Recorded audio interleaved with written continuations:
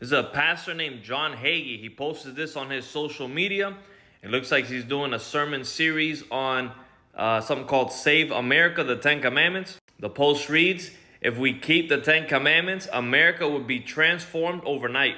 Now, this is a great subject because many Christians believe, because we're under grace, that the Ten Commandments are no longer binding and they can continue to live in sin, which that's completely unbiblical. But there's a problem with John Hagee's teachings.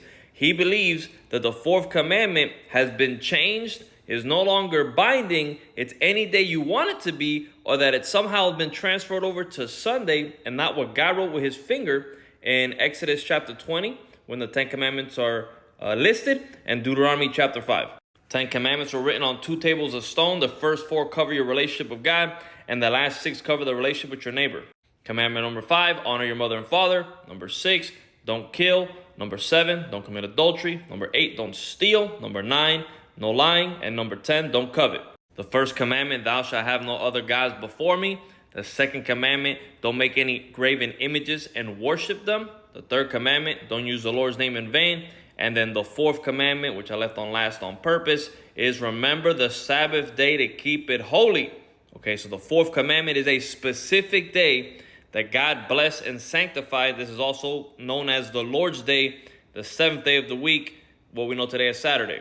Now, what happened that this commandment has been forgotten when God clearly stated to remember it? Daniel chapter 7 verse 25 says that the little horn is going to think to change the times and laws of God.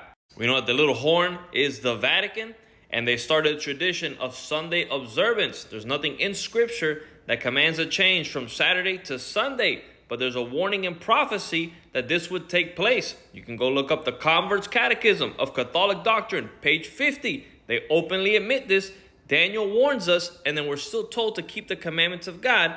So people now need to start asking themselves, what prophetic significance does the changing of one of the 10 things God wrote with his finger play in these last days?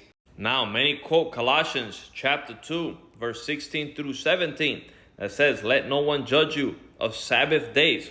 If you go back on my page, a couple of days ago, I did a video covering this in depth. Unfortunately, the people that quote Colossians 2:16 through 17 ignore Colossians 2:14, which tells you what that's referring to, which is a handwriting of ordinances, the law of Moses. The law of Moses contains other Sabbaths, plural, that are not the fourth commandment, which is written on stone by the finger of God and was placed inside of the Ark of the Covenant, versus the law of Moses was written on paper and was placed on the outside of the Ark of the Covenant.